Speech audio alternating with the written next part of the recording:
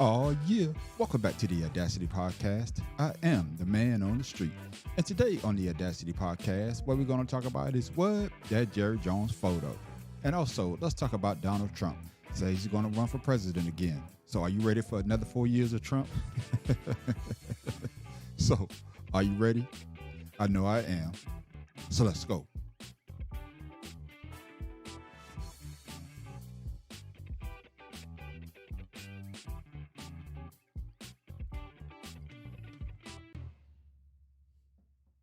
Yes, ladies and gentlemen, let's talk about this photo of the current owner of the Dallas Cowboys, Jerry Jones.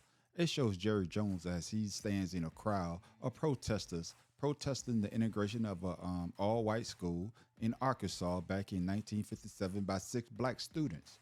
Hey, Jerry Jones said he was just curious. Do you believe him? Hey, I'm going to take the man at his word. You know what I'm saying? This was back in 1957 when everything was everything. They didn't want black and white kids to integrate schools. So, hey, he could have just been an onlooker. Or was he part of the protest? Hey, I don't know. I don't know. Good thing we don't have social media back then because we probably would know the answer to that question. So I'm going to take the man at his word until something comes up and says that he's a liar. So what I would like for us to do is listen to CNN as they discuss this photo, and also listen to some of these sports analysts as they discuss this photo of Jerry Jones taken back in 1957. Start with this photo. It's from September 9, 1957, and it shows Dallas Cowboys owner Jerry Jones among a crowd of white students trying to keep black students from integrating at an Arkansas high school. This is a Washington Post reporting. Reports that Jones, who was 14 at the time, could be seen standing a few yards from where the 6 black students were being jostled and repelled with snarling racial slurs by ringleaders of the mob. So joining us now, sports and feature columnist at the Washington Post, Sally Jenkins. Sally broke this story along with her co-author, David Maraniss. We're so happy that you could join us this morning. Thank you very much. Happy Thanksgiving to you. And again, I have to commend you on your reporting. This whole Amazing. thing is right. I mean, it's stunning. Really stunning. It's fascinating. So let's start with the picture, okay, and then we'll talk about how he could have sort of moved diversity along with coaching in the NFL and in sports. Let's start with this photograph, though. What did you learn about this from this photograph? Well, I think the first thing you learn is just how widespread the segregationists were in Little Rock and North Little Rock. Jerry Jones's high school was North Little Rock, which was across the Arkansas River from Central High School, which is the school that got all of the attention when Eisenhower sent in federal troops to protect the Little Rock Nine at that school over there. But the segregationist agitators were actually very active on both sites.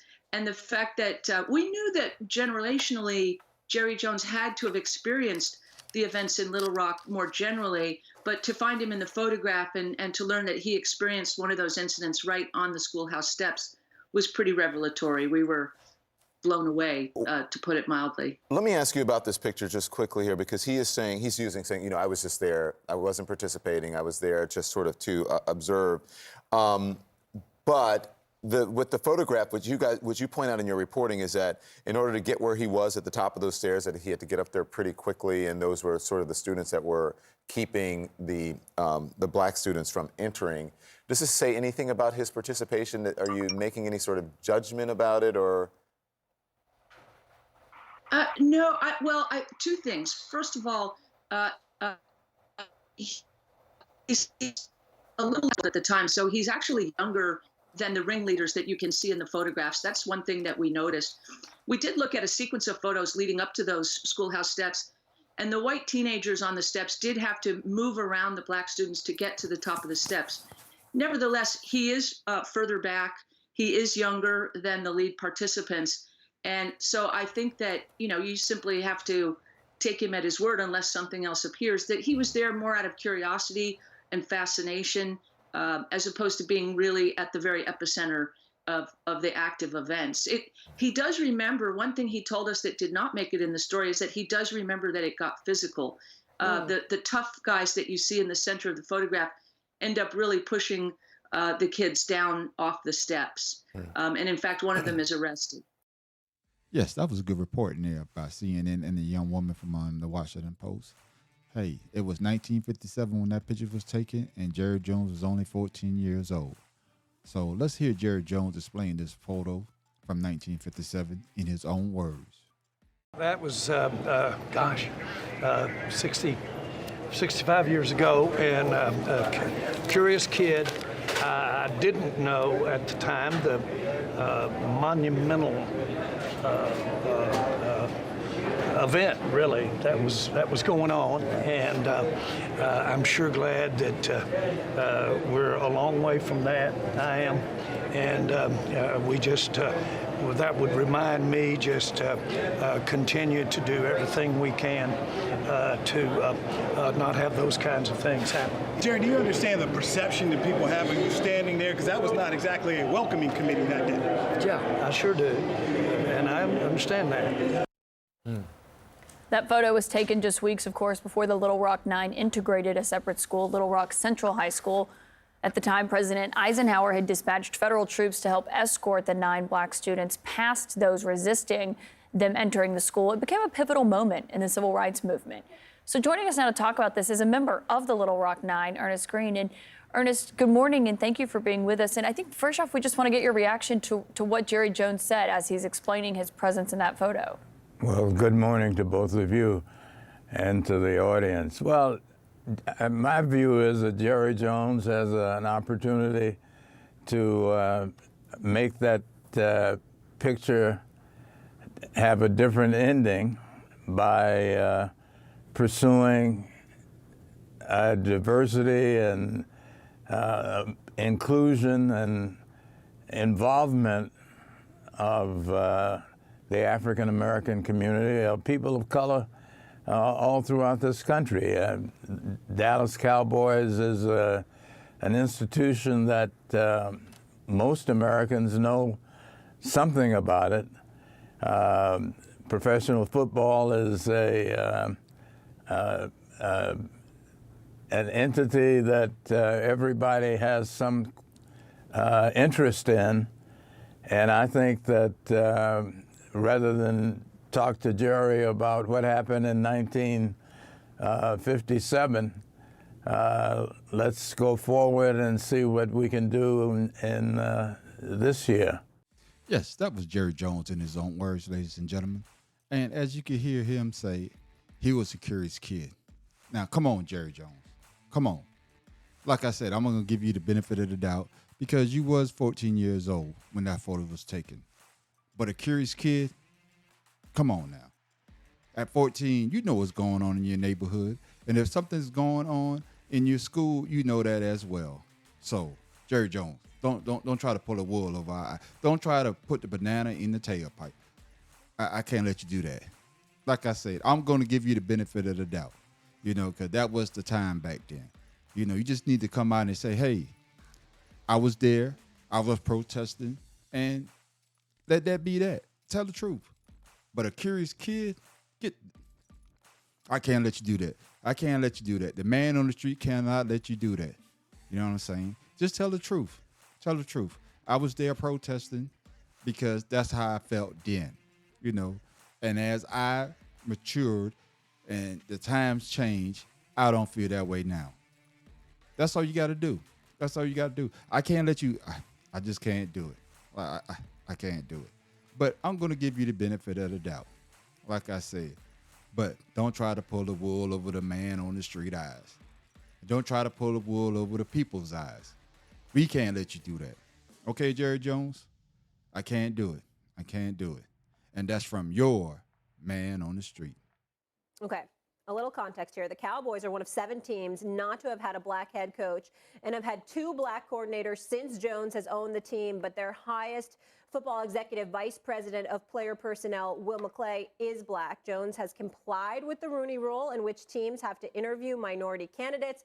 Jones said his decisions are made for business reasons, not race. Stephen A., your reaction to all of this? I'm pretty pissed off. And let me say this. I'm pissed off, but not for reasons that people would think.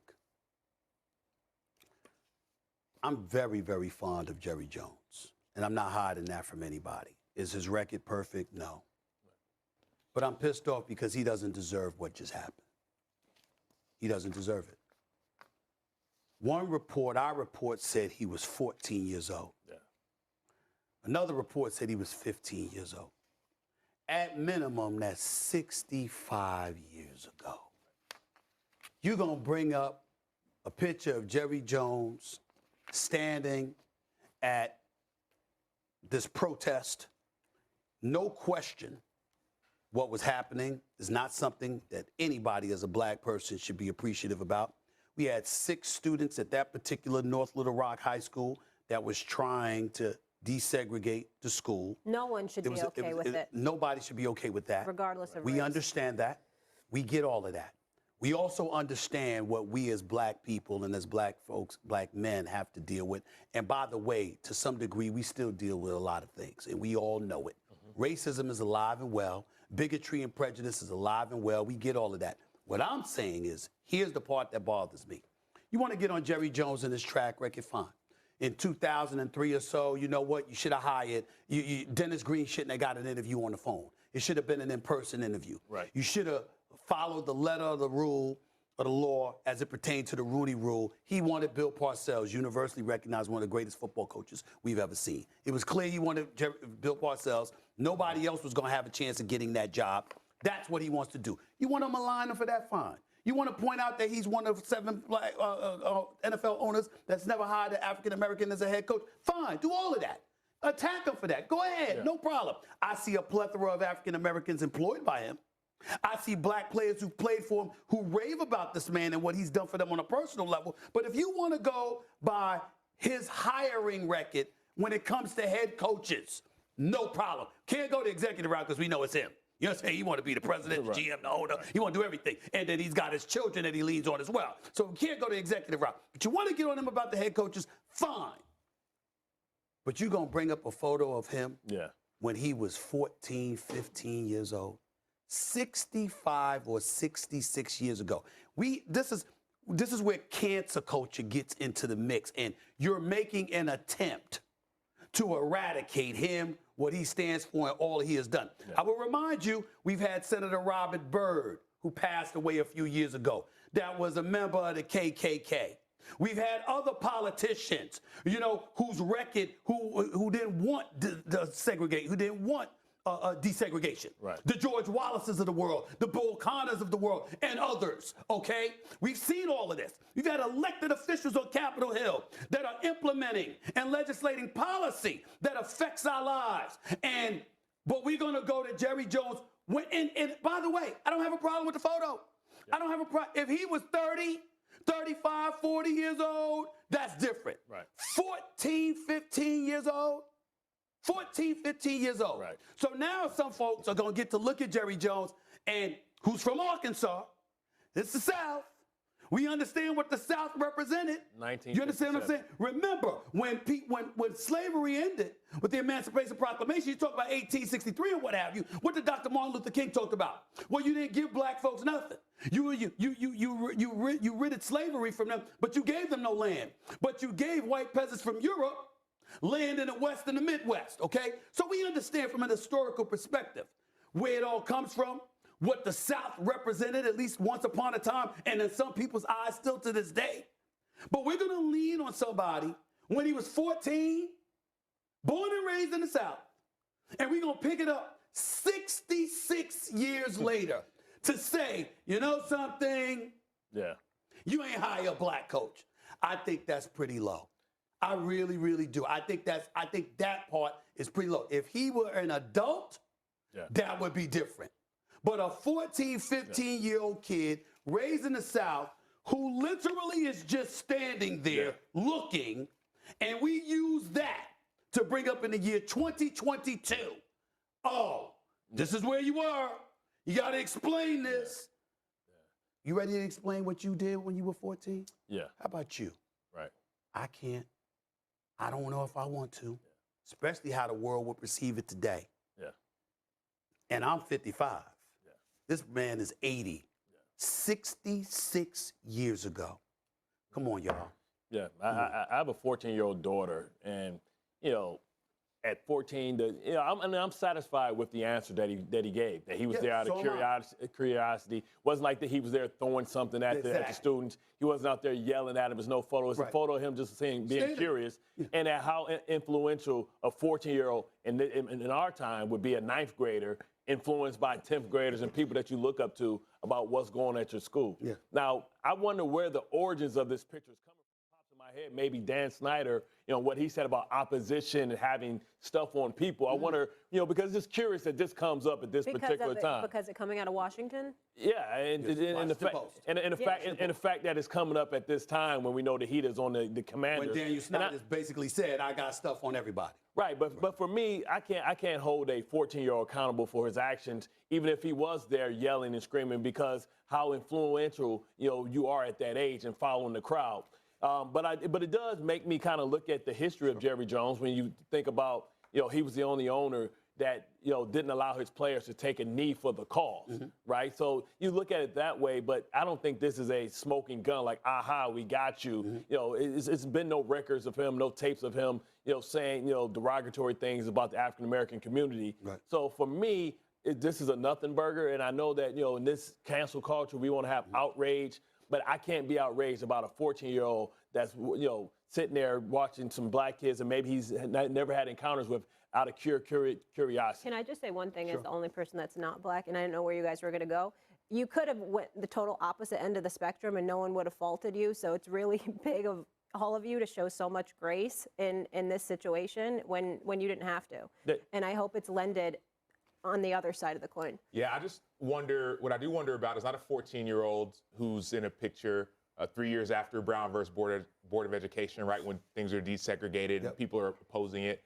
I don't wonder about that. I don't wonder about 65 years ago when even if you weren't standing and protesting, a lot of people still believe what they believed about racism, about black people. I don't wonder about that. I don't even wonder about how even if there was another incident in Arkansas with 9 kids trying to segregate. Right across the city, right in the same city, right across a few miles away. I don't wonder about that. Right. But what I will say is now you're 80 and you're an owner, and forget the picture. This is separate of the picture. You have an opportunity, and that I think was what the article was trying to point to. You have an opportunity to change hiring practices. You have an opportunity to help change even your kids and the culture of the NFL. Jerry Jones is a trailblazer. And when it comes to owners, a lot of owners don't really like him. Right. They don't really rock with him, right? I've been in meetings with owners. I've helped them go. They don't really. He's a trailblazer. Yeah. And so why not be a trailblazer when it comes to not only hiring, but also when it comes to leading a charge, not with just black coaches or GMs or whatever, but all the way across the board. Because that's the kind of opportunity that you have. You think about how does change start? How do I make this make these changes I want to see? It starts with you. Like Jerry, it starts with you actually being the one. Yes, that was just a few analysts there from ESPN First Take. And, I understand where Bart Scott is coming from and Stephen A. Smith is coming from. Yes, a 14-year-old back then in 1957, he could have been curious. But come on, man. It was 1957. And you got 6 black students entering your high school and you never had a black student there? Come on, man. Come on, man. Yes. You know what I'm saying? It's a slap in the face by Jerry Jones to say that he was just being curious. Like I said before, if you were protesting, man, say that. Because it was 1957. The civil rights movement was on the move. Hey, and that was the way you were raised. It's okay. It's okay to say that, yeah, I was there protesting. But, I've learned that, hey, the world had to change, and I want to be part of that change. But come on, man. Come on. Stephen A. Smith, man, you know better. You could have admiration for somebody, but you also got to hold their feet to the fire. This is saying, I want you to do the same thing that you did to Kyrie Irving. You hold his feet to the fire, hold Jerry Jones' feet to the fire. Because this thing about, hey, I didn't know what was going on. Come on, man. Come on. Like I said earlier, you know what goes on in your town, and you also know what goes on in your high school. If you want to see a group of people, you want to join this group of people. You want to be part of the action. You know what I'm saying? I have seen, photos of lynching of people the same age as Jerry Jones looking on. So what? They were just being curious? No, they was looking at being part of the action. And that was Jerry Jones was doing. He was being part of the action. Yes, he was curious, all right, but he was also part of the action. So come on, Stephen A. I need you to do better, my brother. And And Bart Scott, I need you to do better too, because you know we give everybody a pass, or we do everything else. We come out with vitriol for every other athlete or anybody else. But if it's somebody that you really like, we make excuses for them. We make excuses for them, just like you did with Brett Favre. You made excuses for him. You made excuses for him, but we're gonna hold his feet to the fire. I can't let Jerry Jones get away with just saying that he was curious, because we know there's more there. We know there's more there. And yes, we still gonna hold his feet to the fire about his hiring record of black coaches. So we're not gonna let that go. And also, Bart Scott, don't change the subject. You know, Daniel Snyder ain't got nothing to do with this. Let's keep this on the photo of Jerry Jones. And that's from your man on the street. Yes, ladies and gentlemen, let's get to the second part of this podcast. Hey, Donald Trump say that he's running for president again. So I'm not even going to waste my time with Donald Trump. I was going to talk about it, but, you know, I don't think that he should become president again. But, hey, you know, that's just my personal belief. I believe that when he was president, he raised the racial tension to an all-time high. You know, I don't care what anybody say. You know, people from the fringes who believe that they're better than everybody else, hey, they came out to support him. They did, you know, and plus his policies. His policies only benefited who? Himself and his family. So another presidency by Donald Trump, I think would be a step back. Yes, it would be a step back. Thank you, ladies and gentlemen, for listening to the Audacity Podcast. I am the man on the street. Don't forget to subscribe to my YouTube channel and also to my podcast, wherever you listen to your podcast on. And with that,